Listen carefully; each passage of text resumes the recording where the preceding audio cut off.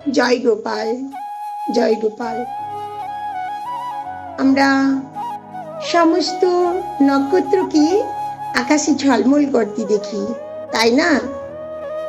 সেগুলি সূর্যের আলোয় কিন্তু প্রতিফলিত হচ্ছে।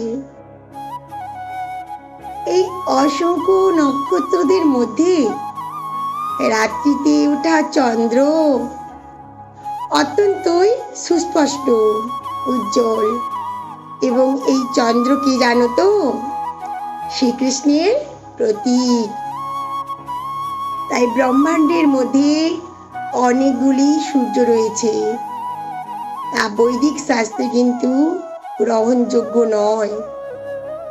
সূর্য একটি।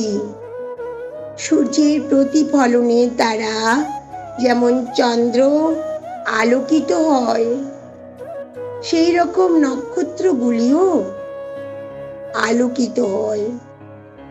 যেহেতু ভাগবত গীতার মধ্যে নির্দেশ করা হয়েছে নক্ষত্রগুলির মধ্যে চন্দ্রই হলো একটি নক্ষত্র, তাই যে সমস্ত নক্ষত্র ঝলমল করছে সেগুলি সূর্য নয়, বরং সেগুলি চন্দ্রেরই মতো নক্ষত্র। রাধে রাধে, রাধে রাধে।